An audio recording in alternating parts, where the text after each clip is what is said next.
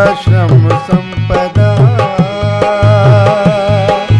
हुनर से लगन से श्रम से उद्यम से।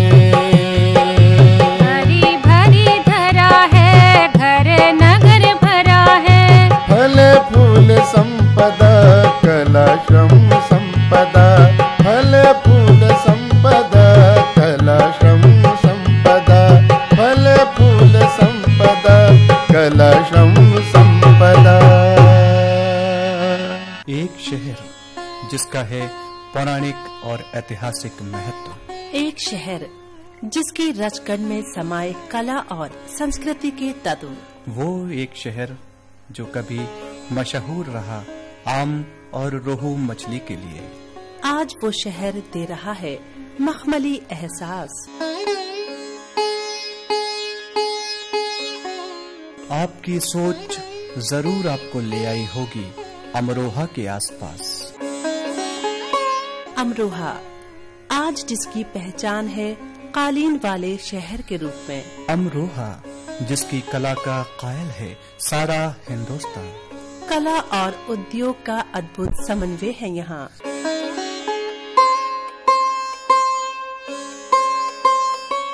कल्पनाओं के पंख लगा उड़ चली रंग बिरंगी तितली, जो समा गई अमरोहा के बने सुंदर कालीनों में।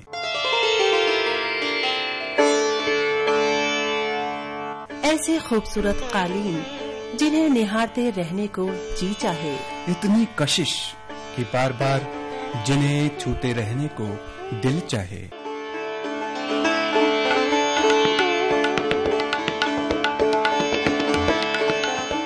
ये कालीन व्यवसाय अमरोहा वासियों को विरासत में मिला। वैसे तो हर किसी को विरासत में कुछ न कुछ मिलता ही है, पर कभी कभी इतना अनमोल हुनर मिल जाता है कि सदियां गर्व करती हैं अपने इतिहास और परंपरा पर। आज वही विरासत बनी है एक ऐसा उद्योग जिससे जुड़े हैं बहुत सारे लोग, जो चल निकले हैं नई और रोशन राह पर। यूं तो अमरोहा अपने अन्य लघु उद्योगों जैसे लकड़ी के खिलौनों, ढोलक, तबला, बीड़ी और रुई के कारण बहुत प्रसिद्ध है, पर साहित्य, संस्कृति और राष्ट्रीय एकता का प्रतीक अमरोहा अपने चादर कालीन उद्योग और कॉटन इंडस्ट्रीज के कारण खास तौर पर जाना जाता है। यहाँ के निवासी कला कौशल में निपुण और पारखी हैं, जिन्होंने कला को व्यवसाय से जोड़ा। विदेशों में भी बहुत पसंद किया गया यहाँ के कालीनों को, शनील की चादरों को और कॉटन वेस्ट से बने उपयोगी सामानों को। अमरोहा के इस चादर कालीन उद्योग की प्रमुख विशेषता ये है कि ग्रामीण जीवन से ये पूर्णतः ओतप्रोत है और आज जिंदगी की जरूरतों को पूरा करने का जरिया तो है ही, साथ ही कमजोर वर्ग के लोगों का एक बड़ा सहारा है।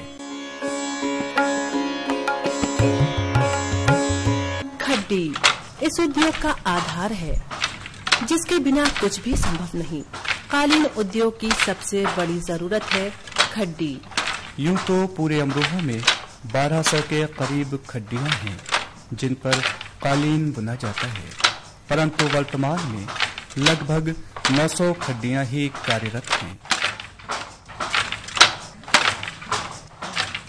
खड्डी 2 पाइपों पर टिकी होती है। इसमें दाहिनी ओर एक छोटी सी मशीन लगी होती है जिसे पेटी कहते हैं। इस पेटी में लकड़ी का एक उपकरण रखा जाता है, उसे नाल कहा जाता है। इस नाल के अंदर होती है एक पतली सी नली। पेटी के अंदर 2 गुटके भी होते हैं जिनमें डोरी बंधी होती है, जो नाल को इधर से उधर फेंकने में सहायता करती है। इन्हीं के बीच होता है लकड़ी का एक गुटका, जिसे हत्था कहते हैं। इसको दबाने पर नाल इधर उधर हो जाती है। पुश्तैनी रूप से आज जो लोग इस कारोबार से जुड़े हैं, बताते हैं कि अमरोहा में कालीन उद्योग की शुरुआत सन 1950 में हुई। आज भी पूरे के पूरे परिवार लगन के साथ इस उद्योग से जुड़े हैं। अमरोहा नगर में कालीन उद्योग विशेष तौर पर मोहल्ला बसावनगंज, कुरैशी, बेगम सराय, चिल्ला, कोट, नल और सराय कोहना आदि में स्थापित है। यहाँ पर रेशमी, ऊनी और कैशमिलोन के कालीनों व चादरों का निर्माण किया जाता है। मोहल्ला इस्लामाबाद तथा वासुदेव रोड पर ऊनी और कैशमिलोन के कालीन विशेष ऑर्डर पर तैयार किए जाते हैं, क्योंकि ऊनी कालीनों की खपत अमरोहा में नहीं है। यहाँ पर वर्ष भर में 3000 से अधिक कालीन कुशल बुनकरों द्वारा तैयार किए जाते हैं।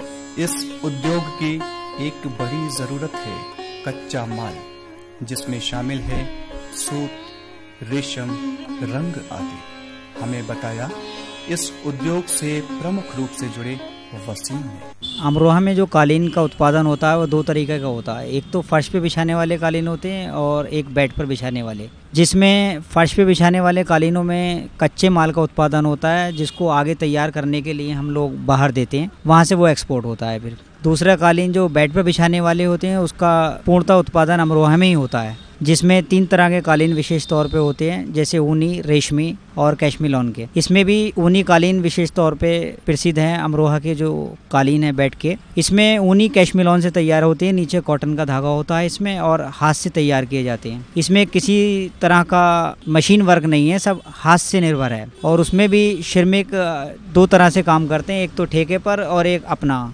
स्वयं उत्पादन करते हैं और ला करके बाजार में सेल करते हैं। कालीन निर्माण की जो प्रक्रिया है वो बहुत लेंथी है। सबसे पहले हम लोग कच्चा माल मंगवाते हैं। कच्चे माल जो है ज़्यादातर फैक्ट्री से न मंगाकर दिल्ली के बाज़ार से मंगवाया जाता है, जिसमें कॉटन, कैशमिलोन का धागा विशेष तौर पर मंगाया जाता है। कॉटन का धागा मंगाने के बाद में हम इसको चरखे से कतवाते हैं, उसके बाद में ताना मशीन पे चढ़वाते हैं और अड्डे पर फ्राई करने के बाद में खड्डी पर लगाया जाता है, फिर कारीगर उसको तैयार करता है। दूसरा कैशमिलोन का भी इसी तरीके से हम तैयार हुआ धागा, डाई हुआ मंगवाते हैं कलर, और उसको चरखे के माध्यम से पिना करके और ताना मशीन द्वारा अड्डे पे चढ़ाते हैं। उसके बाद खड्डी पे आगे की प्रक्रिया के लिए श्रमिक तैयार करता है। इस समय जो सबसे अधिक डिमांड है वो कैशमिलोन के कालीनों की है, जिसमें जो डिज़ाइन होते हैं वो इस तरह से डिज़ाइन किए जाते हैं कि वो छपाई के नज़र आते हैं, लेकिन होते बुनाई में ही हैं। कैशमिलोन के कालीन का ही रेट अधिक होता है, फिर भी बाज़ार के हिसाब से अब भी बहुत सस्ता है हमारा। 600, 650, 700, लगभग 700-800 रुपये की रेंज में बहुत बढ़िया कालीन आ जाता है बेड पे बिछाने का,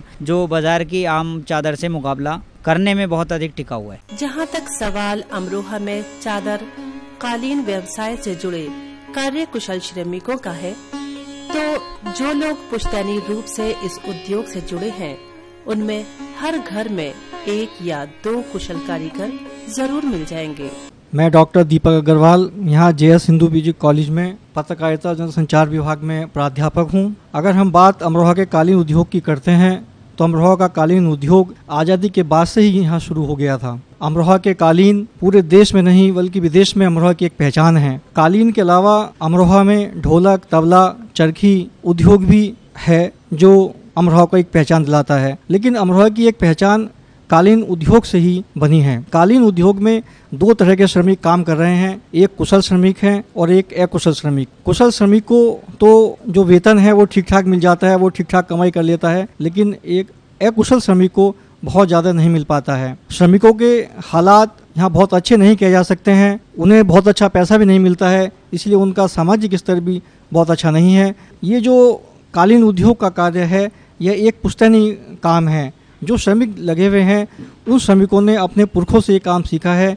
अब मौजूदा श्रमिकों से उनके बच्चे भी ये काम सीख रहे हैं और पूरा परिवार मिल कर के ये कालीन का कार्य करता है। कालीन बनाने का कार्य कोई एक व्यक्ति अकेले नहीं कर सकता है, उसमें परिवार के ही 5-6 लोग मिल कर के काम करते हैं। 4-5 घंटे ये कालीन बनाते हैं, उसके बाद परिवार के लोग अन्य कार्य करते हैं। कुशल कारीगर वही कारीगर जो सूत खराब भी न करे, नए नए डिजाइन्स का प्रयोग करे, कुछ ऐसा नया करे जो ग्राहकों को आकर्षक लगे, उसी को लोग या कुशल कारीगर, उस्ताद या मास्टर कहकर बुलाते हैं। खड्डे के अलावा चरखा, ताना मशीन, अड्डा, सरिया और ब्लेड इस उद्योग की प्रमुख आवश्यकताएं हैं। सूत बंडलों में होता है जिसे पहले चरखे पर चढ़ाया जाता है। चरखे द्वारा शटलन भरी जाती है जिसको खड्डे की पेटी में फिट करके बुनाई की जाती है। ताना मशीन काफी बड़े आकार की लकड़ी की बनी होती है। इस पर कच्चा ताना करने का कार्य किया जाता है। इस ताने को ही रोल करके खड्डी पर चढ़ाते हैं। लकड़ी का बना अड्डा स्टैंड का काम करता है। इसमें दोनों तरफ छोटी छोटी तिहरी लगी होती है। कालीन बुनते वक्त अड्डे को पास में रखकर एक एक तिहरी को लेते रहते हैं। सरिये का व्यास 1 से 1.5 सूत तक होता है। जब डिजाइन बनाते हैं तब इन्हें रेशम और सूत के बीच में डाला जाता है ताकि डिजाइन सुंदर और स्पष्ट दिखाई दे। ब्लेड कालीन बनाने का महत्वपूर्ण उपकरण जिससे फाइल की कटिंग की जाती है। ये कटिंग बड़े ही सलीके से, सोच समझ और सूझबूझ से होना बेहद जरूरी है। आइए आपको मिलवाएं कुछ कारीगरों से।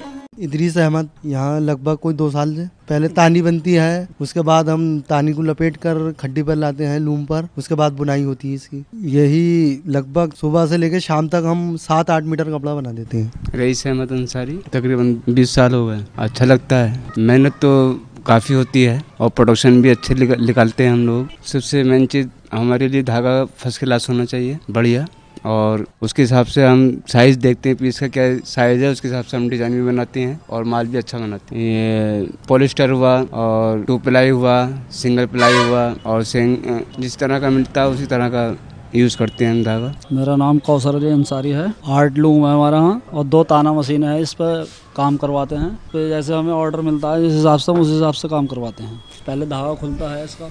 परेशानी तो बहुत होती है, जब काम मिलता है तो कोई परेशानी नहीं होती, लेकिन जब काम नहीं होता तो बहुत परेशानी होती है। बिजली का कोई काम नहीं होता इसमें, सब हथकर का काम है, हाथ से चलता है सारा। बिजली की इसमें कुछ भी बिजली से नहीं चलता इसके अंदर। मजदूरी का तो यह है कि मजदूर जितनी मेहनत होती है इसके अंदर, मजदूर को बिल्कुल नहीं मिल पाती इसमें। ये बहुत हमारा काम जो है खराब हो चला है। पहले जो अब से 15 साल पहले मजदूरी पड़ती थी वही आज पड़ती है इसके अंदर। कुछ भी परिवर्तन इसके अंदर नहीं हुआ। सफ़ेद वाली बेड पे जो बिछती है चादर, उसके बाद ये जब वो काम बिल्कुल ख़त्म हो गया तो उसके बाद ये काम आया। अब ये काम भी बहुत थोड़ा हो गया है, बस ना के बराबर। ये लगभग होगा 12-13 साल इस कारखाने का। कपड़े के डिजाइन में रंगों को मिलाना भी एक महत्वपूर्ण काम है। जहाँ शुरुआत में केवल सादा कालीन बनाए जाते थे, वहीं अब आकर्षक, चटकीले, अद्भुत रंगों के समन्वय से बने कालीनों की मांग बढ़ी है। यहाँ के कारीगरों ने इस चुनौती का सामना सफलतापूर्वक किया है। प्रमुख डिजाइन है टीका बॉर्डर, फरियलसी, चांदनी, डिब्बी, पटरी, टिकली, स्कर्ट डिजाइन, थालिड़ आदि। राष्ट्रीय पुरस्कार से अलंकृत श्री परवेज आरिफ साहब। मैं परवेज आरिफ अंसारी उर्फ टीटू, अध्यक्ष हथकरघा एसोसिएशन जेपी नगर। आज की तारीख में तो ये उद्योग बहुत पिछड़ गया और बहुत ही दयनीय स्थिति में है, लेकिन अमरोहा की शनाख्त समझे जाने वाला उद्योग ये लगभग हमारी पैदाइश से बहुत पहले, और शायद जब से शायद अमरोहा का नाम अमरोहा पड़ा तो इसमें हैंडलूम नाम भी जोड़ा गया। इसका लास्ट जो है वो हैंडलूम से ही आता है। बहरहाल इसमें हैंडलूम की जो बेडशीट है, जो पूरी यूपी में नहीं पूरी दुनिया में पहचानी गई। इसके काम करने वाले सबसे बड़ी बात ये कि कोई किसी संस्था के टेक्निकल स्टाफ से नहीं थे या कोई इस टाइप से उन्हें शिक्षा नहीं, सब वैसी जो पुराना हमारा ट्रेडिशनल का जो करघा, पहले ज़मीन खोद के हम लोग एक लकड़ी पे 2 वो बनाकर जो इस तरीके से, बहरहाल उस करघे से ही हम लोगों ने इस काम को ईजाद किया हमारे पुरखों ने। और आज जो है एक करघे के रूप में हम 4 लकड़ियों को खड़ा करके इस उद्योग को आगे बढ़ा रहे हैं। इसमें हमने कारपेट की लाइन में भी आए। अब जो बेडशीट का जो मामला है वो जो खास तौर से अमरोहा में जुड़ी हुई जो जनसंख्या के हिसाब से 20% लोग जो है इससे सन 80 से और सन 92 तक अमरोहा की पॉपुलेशन के 20% लोग इस उद्योग से जुड़े हुए थे, जिसमें कोई समुदाय ऐसा नहीं था जो इससे जुड़ा हुआ नहीं था, चाहे उसमें हिंदू हो या मुसलमान हो, और ख़ास तौर से सिख और ईसाई जिनकी बहुत कम पॉपुलेशन है वो भी इस उद्योग से जुड़े रहे। कालीन बनाने की पूरी प्रक्रिया 6 चरणों में होती है। धागे की धुलाई, चरखे से तकवे बनाना, धागों को बुनाई हेतु जाल फैलाकर सुलझाना, करघों पर सुलझे धागों को लपेटना या ताना बनाना, बुनाई करना और फिर कालीन के रूप में माल का तैयार किया जाना। स्वर्गीय मास्टर हकीमतुल्लाह, मोहम्मद हुसैन अंसारी, अब्दुल मजीद अंसारी, उस्ताद पन्ना अंसारी आदि वो नाम हैं जो कालीन उद्योग में आदर और सम्मान के साथ लिए जाते हैं, जिन्होंने राष्ट्रीय पटल पर इस कालीन उद्योग को स्थापित किया और पहचान बनाई। जो इस सूरत से हमारे कारीगर करघे में इस चीज़ को तैयार करते हैं, ट्रेडिशनल करघे, मैं समझता हूँ कि पिछले दिनों भारत सरकार के टेक्निकल डिपार्टमेंट से हमारे WSC मेरठ से लोग आए, उन्होंने इस चीज़ को देखा, जब ये बनते हुए देखा और उन्होंने कहा कि किस चीज़ से आप तैयार कर रहे हैं, जैकार्ड चैन कौन सी है, हमारे पास कोई सी नहीं है, हम तो इस करघे पर ही सारे डिजाइन निकालते हैं। उन्हें महसूस किया, काफी पूछे इतने हजार धागों का कैसे ध्यान रहता आपको, तो हमारे यहाँ के खास तौर से जो लगभग जिसकी उम्र 23 साल थी उस लड़के ने यही जवाब दिया कि ये तो पता नहीं, मैंने जब होश संभाला तो मुझे पता रहता फलाना धागा टूट गया, इसमें याली झीरी आ रही है। तो खुद इस चीज से अचंभित रह के उन्होंने इस बात को कहा कि हम आपको क्या प्रशिक्षण देंगे, हम तो यहाँ से प्रशिक्षण प्राप्त करके जा रहे हैं। जब इतने लोग जो है ये बगैर चैन के, यहाँ पहला शहर ही ऐसा है कि जहाँ ना तो डाबी का प्रयोग होता है, न चैन का प्रयोग होता है, और किसी भी तरीके का आप हमें सैंपल दे दें, फूल पत्ती, वो हर चीज हम करघे में बेडशीट में तैयार कर देंगे। तो ये हम लोगों को पता नहीं कहाँ से सनद आई हमारे लोगों में, बस ये बचपन से ऐसे करते चले आ रहे हैं, अपने पुरखों को देखते चले आ रहे हैं। बड़े अच्छे अच्छे कारीगर हैं हमारे यहाँ के। कारीगर है शकील अहमद, जो बहुत निम्न परिवार से ताल्लुक रखता है, उसे अभी नेशनल अवार्ड दिया गया, 50,000 रुपए भारत सरकार ने पुरस्कार के रूप में दिए गए। उसकी खास तौर से बास्केट अभी करीब कोई 4 साल पहले तो हम लोगों ने स्टेट में लगवाई, जो उसने एक शेड बनाई जिसमें जेब भी है, कॉलर भी है, सारी चीजें हैं, लेकिन कहीं सिलाई नहीं है। उसने इसी ट्रेडिशनल करके पर शेड बना कर दी। खासतौर से यूपी के परिक्षेत्रीय स्तर पर मैंने उसे रखवाया वहाँ कोई, क्योंकि यूपी का जो माध्यम है बहुत सी ऐसी चीजों से गुजरता है जो ये लोग करने में सक्षम नहीं, तो इनका वो सैंपल फेल कर दिया गया, पता नहीं किन लोगों को चयनित किया गया परिक्षेत्रीय स्तर पर ही। उसके बाद हमने अपनी कोशिश से भारत सरकार के माध्यम से WSC वीवर सर्विस सेंटर के माध्यम से वो बंडी रखवाई। उसका चयन स्टेट लेवल पर ही नहीं केंद्रीय लेवल पर हुआ और उन्हें 3रे नंबर का पुरस्कार दिया गया। बीच में वहाँ पर भी ऑब्जेक्शन लगा, खास तौर से भारत सरकार का उपक्रम निफ्ट जो है, तो वहाँ पर एक कोई प्रोफेसर हैं, उन्होंने चैलेंज किया उसे कि ये करघे पर नहीं बना, तो उसके क्लेम पे भारत सरकार ने जो है जांच समिति बैठी उसकी, और हमारे यहाँ WSC के डिप्टी डायरेक्टर के नेतृत्व में यहाँ पर 8 लोगों का एक दल आया और उन्होंने चेक किया, उनके साथ कैमरा वगैरह सब था। उन्होंने यही इसी लूम पर कैमरा लगवा कर सामने ही हम लोगों ने उस बास्केट को एक छोटा सैंपल सामने तैयार किया। फिर वो दोबारा चयनित हुआ और उसे पुरस्कार 3रे नंबर पर उनका पुरस्कार हिंदुस्तान में पूरे भारत सरकार और नेशनल अवार्ड मिला। निर्माण के बाद आवश्यक है बिक्री, इस बारे में श्री परवेज आरिफ कहते हैं। अब जो है हमारे अमरोहा के माल की खपत जो है वो तो यहाँ खास तौर से उत्तरांचल में, क्योंकि यहाँ वुलन बेडशीट बनती है, उत्तरांचल में अच्छा खासा स्कोप है। इधर गुजरात वगैरह भी जाता है, महाराष्ट्र भी जा रहा है, ज्यादा तो टोटल सारे स्टेट में, लेकिन ज्यादातर इधर हिमाचल और उत्तरांचल में ज्यादा है। जहाँ तक हमारे नौगावा और आसपास के गाँवों में जो बेडशीट बनाई जा रही है उसकी खपत तो लगभग 90% तो फैब इंडिया ही ले लेता। आज फैब इंडिया के जो प्रोडक्ट हैं वो लगभग 99% जो है वो सब हमारे यहाँ के हैं, इसलिए उन्होंने एक अपना डिपो भी यहाँ खोल दिया है बड़ा। बाकी अलग अलग एक्सपोर्टर्स हैं इधर हम लोग जिनको माल देते हैं। अमरोहा में तैयार मध्यम वर्ग के कालीन में लागत निकालने के बाद 50 से 150 रुपए तक ही मुनाफा हो पाता है।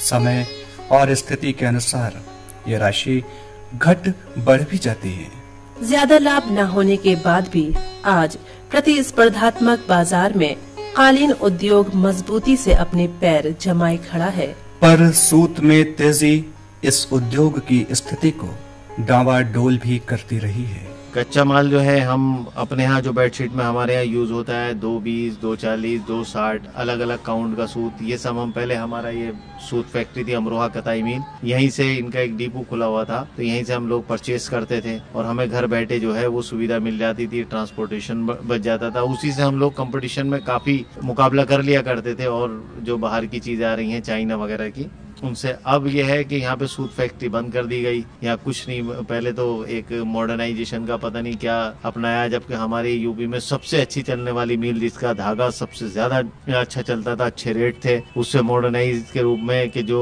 गुजरात में धागा चलता है विस्कोस यार्न बनाने लगी, उसके बाद वुलन यार्न बनाने लगी, जिसका हमारे यहाँ कोई कंज्यूम नहीं था, और यही वजह रही कि वो भी बंद हो गई। अब जो है हम लोगों को जो सूत जो हमारे यहाँ काम में आता है बेडशीट में 220, 260, 230, 240, 20 नंबर, ये सब कोयम्बटूर में अलग अलग प्राइवेट मिले हैं। कई फैक्ट्रियां ऐसी जहाँ से, और खासतौर से वहाँ से भाड़ा जो है हम लोगों का एक बार का, अगर हम सब 3-4 लोग मिलकर मंगवाते हैं तो उसमें भाड़ा पड़ता है 38,000, 39,000, तो एक गाड़ी पर जो कैंटर आती है, तो इसी में बहुत ज्यादा मैन्युफैक्चरिंग कॉस्ट बढ़ जाती है। यही रफ्तार रही तो हालात मुश्किल हो जाएंगे।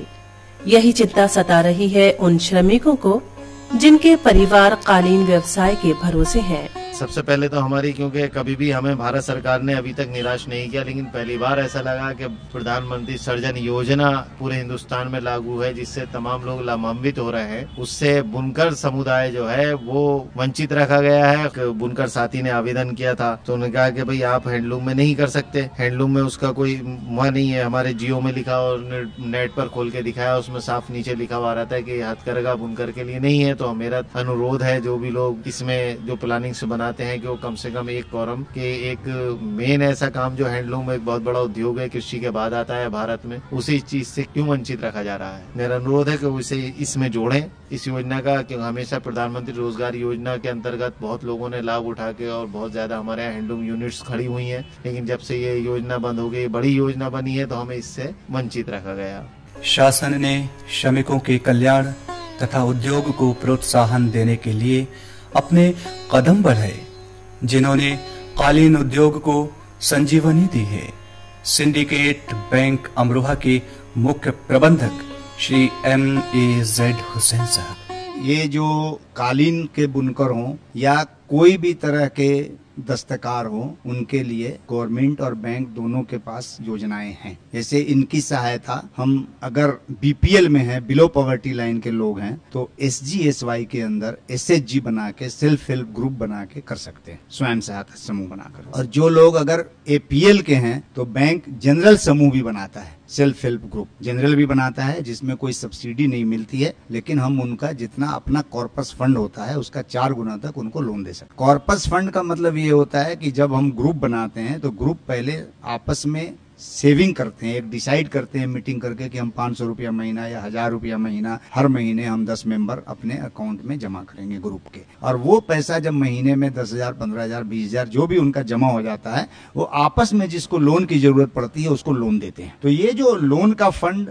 और उनका अपना बचत का फंड और जो इंटरेस्ट अर्जित करते हैं, ये सब मिलकर के कॉर्पस फंड बन जाता है। इस कॉर्पस फंड का 4 गुना तक बैंक उनको स्वयं सहायता समूह में लोन दे सकता है, जो कि SGSY में नहीं कवर्ड होते हैं। इसके अलावा हमारे पास ज्वाइंट लायबिलिटी ग्रुप भी है। इसमें हम बहुत ही जो निम्न तबके के लोग हैं उनको 4 से 5 आदमी को एक जगह इकट्ठा करते हैं, और एज ए ग्रुप अगर वो लोन लेंगे तो 1,25,000 तक मैक्सिमम, और एज ए इंडिविजुअल लेंगे तो पर मेंबर 25,000 तक हम उनको दे सकते हैं। इसके अलावा सरकार की योजना है आर्टिजन क्रेडिट कार्ड। ये सहारनपुर से डील होती है, ये सर्वे कराया हुआ है उन्होंने, और उसके हिसाब से जो भी दस्तकार लोग हैं जिस फील्ड में भी, उनका एक आर्टिजन क्रेडिट कार्ड बन गया है। और उसके बाद उनकी जरूरत के हिसाब से सहारनपुर से ही ये लोन का एप्लीकेशन उनका भर करके टारगेट आ जाता है। जैसे इस साल का जो टारगेट है 150 आर्टिजन को कवर्ड करने का है, जिसमें मैक्सिमम लोन 2 लाख तक देते हैं, और वो बैंकों में बैंकवार चला जाता है टारगेट के हिसाब से, और फिर उन बैंकों से हो जाता है। तीसरी योजना जो बैंक में है कि कोई भी खातेदार अगर उसका लेन देन अच्छा है, अपनी जरूरत के लिए वो बैंक से लोन ले सकता है। इसमें यह होता है कि उसको 15 से 25% मार्जिन मनी अपनी तरफ से लगाना होगा। जैसा कि ग्रुप में हम कॉर्पस फंड करते हैं, इसी तरह से इसमें उसको मार्जिन मनी लगाना होगा। सपोज कीजिए कि कोई दरी का बुनकर है और उसको अगर कोई मशीन लानी है, कोई खड्डी लेनी है, तो उसकी जो कीमत होगी उसका 75% बैंक आपको लोन दे देगा और 25% आपको अपना लगाना पड़ेगा, और आपको जहां से भी आप खरीदना चाहेंगे वहां से वो खरीदवा दी जाएगी। और खड्डी बनाने के बाद वो जो भी मशीन लगनी है वो लगने के बाद जो आपकी एक कार्यशील पूंजी है उसकी भी एक लिमिट बन जाएगी, या कंपोजिट लोन भी बन जाता है। अगर आपको ऐसा लगता है कि आप कम पढ़े लिखे हैं, लिमिट नहीं चला पाएंगे, तो हम कंपोजिट लोन कर देते हैं, टर्म लोन का भी और वर्किंग कैपिटल का भी, और उसकी एक किस्त बांध दी जाती है जिसकी रिपेमेंट पीरियड 5 से 7 साल होती है, और आप अपना काम करें और पैसा दें। राह अब आसान नहीं है। माल की मांग पहले की तुलना में कुछ कम है, परिश्रम ज्यादा, मजदूरी कम है, जरूरतें पूरी करना खासा मुश्किल है। एक श्रमिक को एक कालीन तैयार करने में कई बार 2 से 3 दिन तक का समय लग जाता है। आर्थिक स्थिति भी अच्छी नहीं है। ज्यादातर श्रमिक गरीबी रेखा से नीचे जीवन यापन को विवश हैं। अशिक्षा श्रमिकों की इस स्थिति का सबसे प्रमुख कारण है। स्थिति पहले की तुलना में सुधरी तो है, पर उतनी नहीं जितनी होनी चाहिए। आज भी सामाजिक स्तर पर यह रोजगार अच्छे स्तर का नहीं माना जाता, क्योंकि श्रमिक कच्चा माल नियोक्ता से प्राप्त करते हैं, कालीन बनाते हैं और तैयार माल नियोक्ता को ही वापस कर देते हैं। उन्हें मिलती है मात्र मजदूरी। पर अमरोहा के कालीन उद्योग से जुड़े श्रमिकों के पास पैसा नहीं, लेकिन जोश, हिम्मत, उत्साह जरूर है। अपने पुश्तैनी कारोबार पर उन्हें गर्व भी है, अभिमान भी। आज अंधेरा है तो क्या, कल का सूरज नया उजियारा लेकर आएगा। आज आर्थिक संतुलन यदि बिगड़ा है तो कल ठीक भी होगा। कालीन में निखरे रंगों की खुशी का एहसास उन्हें अपने घर आंगन में महसूस होगा। वो दिन जरूर आएगा जब अमरोहा में कालीन व्यवसाय से जुड़े लोगों के जीवन में खिलेंगे खुशियों के फूल। बस कोशिश करनी होगी हमें, आपको, हम सबको, ख्वाहिशों और ख्वाबों को हकीकत के रंगों से संवारने की, ताकि हुनर को मिले सम्मान, श्रमिकों को मुस्कान, और कला श्रम संपदा से महके हिंदुस्तान।